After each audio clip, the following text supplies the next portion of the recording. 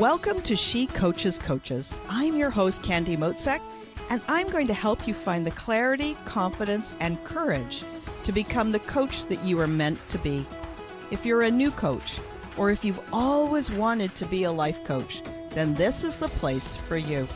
We're going to talk all about mindset and strategies and how to, because step by step only works when you have the clarity, courage, and confidence to take action. Let's get started.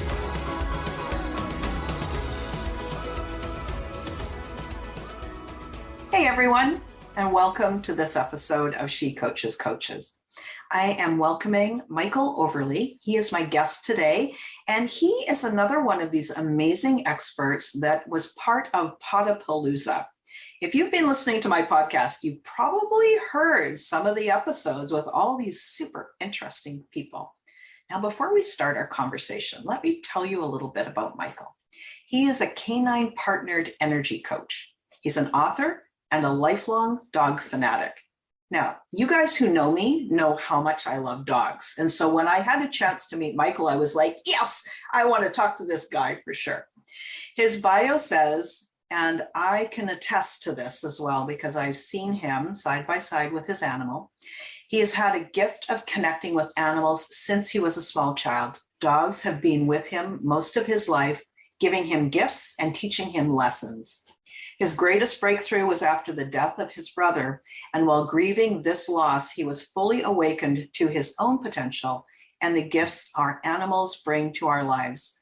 Now he helps other men awaken to the gifts available to them from their dogs. He's dedicated himself to assisting men and their dogs and help them discover their path to living a life of purpose and being extraordinary. This is Michael's purpose, and it is his mission on this earth. Welcome, Michael. I'm so pleased that you're here. Thank you so much. I've been looking forward to this so much. Yeah. Gosh, I love that bio. It has so much heart to it, and what a gift that animals have brought to you, but also, like in the gift of your brother's passing, like even with all that grief, to have this gift come out of it, it's amazing. Sounds like he's still with you too, right? Oh yeah. Yeah. He's here all the time. Sometimes I get a little smack on the head. Literally or figuratively? Both. Yeah. Both. Sometimes like, oh, good God. Okay. He's right there. So yeah. Well, tell me what you do and how you do it. It depends. And this is the wildest thing. I used to be, structured, formulary, oh my God, my corporate world. I did all these things. I was an EMT, medic in the ER, all these things. You had protocols and you had procedures and things you had to follow. And I have found a way to just go, So I get to know the person I'm working with and their animal deeply. It doesn't always start that way. Guys are tough. Guys are tough to crack. They, we're macho and we're tough and we can do everything on our own. So just getting guys to even think about doing something like this has been quite a trick. But every person is different. So understanding that gives me a little bit of an edge. Every animal is different. Understanding that gives me a little bit of an edge. Getting that person to understand that is where you just go, right? It just opens the floodgates. So the way we get in to help these guys to get underneath that armor, across the drawbridge, whatever you want to call it, is the dog. The dog is the key to the whole thing. Let me explain. Guys are worried to death about being seen as weak or vulnerable or not perfect or unable to do something. We're supposed to be these, all encompassing, I can do anything no matter what creatures. And it's just not true, but we think we have to be that way. We're allowing ourselves to go home at the end of the day after having a crappy day with Jim and John and Ed. We can go home and just around our dog. We can open ourselves up just a tiny bit more. We can slow down, be vulnerable. Science shows some of the physical effects of being with an animal, dog, even a cat. Cortisol levels drop, respiratory rate drops, heart rate drops, blood pressure drops. That discharges our nervous system just a little bit. So we can just Some of us, like me, I talk to my dog. I tell her what's going on. We can't do that with our partners, our spouses, our parents, our kids. We just don't allow ourselves to do that, but we do with the dogs. So using the dog as a key to open that gate, it's just amazing what can happen. Now, each one is going to be different. Each guy is going to be different, right? But what's been fascinating is that they're categorizing themselves into two kind of different areas. Guys who realize that they're really not in the place where they want to be in their life, right? They've been successful and they've done well, whatever they did, but they realize there's a purpose for them, and their job may not be their purpose. And I've had guys just go, okay, I'm done, I'm out, and go off to do this mission, right? Change careers, take on some nonprofit, whatever it is. And then other guys, the perspective shift has been that, oh my God, I'm right where I need to be, but I couldn't see it for what it was. So, I mean, how rewarding is that? That's just freaking amazing to me. And it's interesting because even though your approach is different with dogs and the partnership with their owners or humans, I hear this same thread with all the coaches that I talk to, helping people to live that life that they know they were meant to live a life that's fulfilling and meaningful and intentional. And there's another piece too, like allowing themselves to be the human, just to be human. Like you were saying, so often men are locked into this macho role, and we get to unlock that, like just because society has said that role was acceptable, it's time for society to change. And every guy that you work with is that unlocking that way of society, right? Yeah. Pebble striking a pond, right? Yes. And the ripples, I had a great conversation with my partner, Dana, about this recently. That woman is so incredible. She's smart as hell. That effect from that ripple, it keeps going, right? Even though we don't watch it, we may not see it, it continues to go. And I think that is huge. So one person at a time wanting that change creates another person wanting change. Like, oh, I want some of that. He seems so happy. He seems peaceful, whatever it is. So, yeah. And it may not even be at the, the level of the logical mind. It's when you see somebody that has that vibe, you're like, what is it about them? You can't even describe it, but you just know that you want to be closer to them. You want to spend more time with somebody like that. And that is how we get to that critical mass of people allowed to be themselves, I mean, women have their own socialization that, I'm well aware of, but I think that, how each of us are socialized, it doesn't serve anybody, right? Like nobody gains by having to fit into that mold. So tell me a little bit about, I have three different questions in my head. I'm just not sure which one is the one that I'm most curious about right now. Tell me how you got started doing this. Like I read your bio and I get that, but there's something more here. Tell me that. So after the death of my brother, I woke up, right? I had this awakening, and I realized that I didn't like who I was. I had so much buried and hidden pain and shame, anger, rage. I was hair trigger for a long time, but I really didn't notice that about myself. And after this death and this grieving process that allowed me to release so much of this crap, I was like, wow, I don't like that guy who I'm looking at in the mirror right there. And I'm going to change this. I'm doing something about that starting today. What I noticed about the dogs, my dog at the time, Darby, he's an energy healer, absolutely an energy healer. I had no idea this was even a thing. And then I experienced it. And then I watched him work with other people, blew my socks off.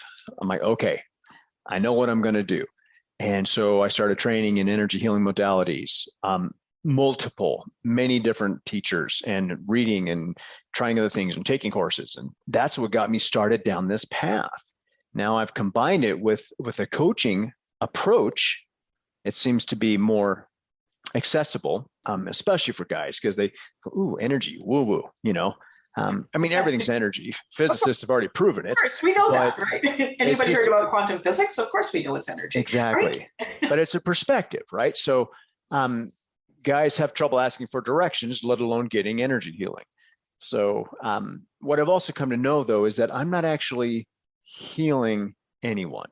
And this takes it like way off the charts. What I do is I help them tap into their own innate abilities to heal themselves. I help provide an access point into what they're already able to do, but they don't know it. What I think is really interesting is despite the grief of losing your brother and how your path ultimately kickstarted, shall we say, there's a couple of things. There's this quality of curiosity, trying all different kinds of modalities, different teachers, like knowing that you're going to create your own special blend that's right for you. So that's one thing. And then the other thing that you said that really struck me, and I think it's because I've been kind of reflecting on this a lot lately, is it all starts with a decision. And sometimes these decisions are not this big, like, declaration, I'm going to go and do this thing. It's this like, no, I don't like this. I'm going to change today. Mm-hmm. Like these small decisions that may have been building for months or years happens in an instant, but nothing actually happens until you make that decision, right? And who knows where each of us has to get to before we're ready to take that step over. I mean, the line is a tiny little line and it's close to the ground. It's not a big hurdle, but it's actually putting your foot on the other side. You might have been staring at the line for 10 years, but now here you go. Let's just go on the other side. Just now, right? What do you think about that? Absolutely. So, I mean, we all have choices. We may not like what those options are, right? But we all have a choice. And I think we spend so much time running away from discomfort and hiding from perceived pain, right? We could spin tails. Like my partner and I, we tell each other this thing, if one of us starts to go to it, it's like, hey, I don't know shit. I don't know shit. And it's like, oh, okay, I'm spinning a story. Thank you for that. Yeah. Because it's true. The more I learn, the more I realize I don't know much at all. And I think that's a fantastic place because it goes back to the curiosity that you mentioned before. Right? What if? Yeah, exactly. Oh, what if? Oh, no, really? Is that no kidding? Is that possible? God, what a wonderful place to be. I heard somebody else, and I don't know who it was. I want to say Eckhart Tolle or somebody, but talked about awe, the word awe, AWE, that we've truly lost that place of just looking at something and just going, oh, just being completely dumbfounded, like, oh my gosh, that's amazing. Yeah. It's like, wow, something that touches us so deeply. So, but that's totally accessible, It is. It's still there. Yeah. You just have to remind yourself to do it. And you don't need any special circumstances or special location. Their awe is available to you in any moment.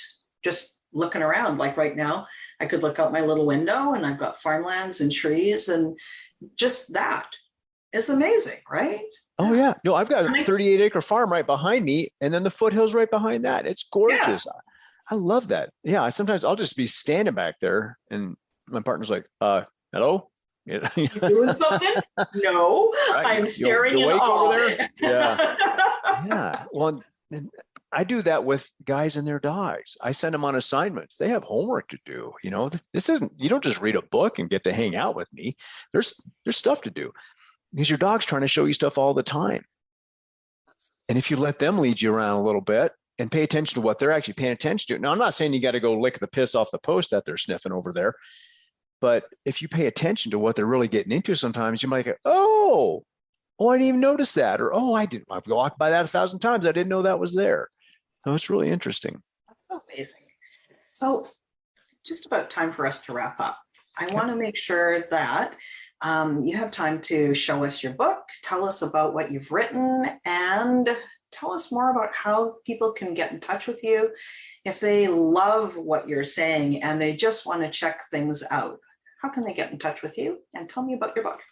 Absolutely. So www.dogsandmen.com.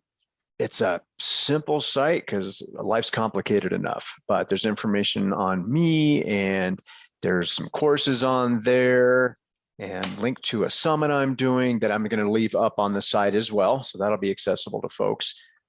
Coaching information and all that jazz. Links to my book, Let Your Dog Lead. Yes. Yep. Yeah. And there's a link to dozens of other podcasts and shows I've been on there as well. You just got to click on Darby near the bottom of the page. He'll take you right to it. So sounds like it's a whole treasure trove of stuff. It is, but it's not, you don't have like page after page after page after page. It's really simply laid out. And I did it on purpose because I can't stand having to go through 20 pages of something. Yeah. So the book is an introduction, folks. It's just an introduction to finding a different way to be. If you're not happy, you can choose. You decide, as Candy told you, you make that decision and step across that line. Wonderful. So everybody, I will put the links for Michael's site in the episode notes, as well as a link for his book, so you can go and check it out. And I so appreciate spending the time with you, Michael. It was great. I loved this conversation. Everybody, thank you so much for joining us, and I'll be back to speak to you again next week. Thanks again for listening today. Please hop on over to Apple Podcasts and leave a review. Also, I would love to hear from you. Did something that I say resonate? What else would you like to learn about? Click the link in the player and leave a comment on the post. This is going to give me great ideas for future episodes so I can help you best. Join me again next week for more coaching, support, and teaching to help you become the confident coach you are meant to be.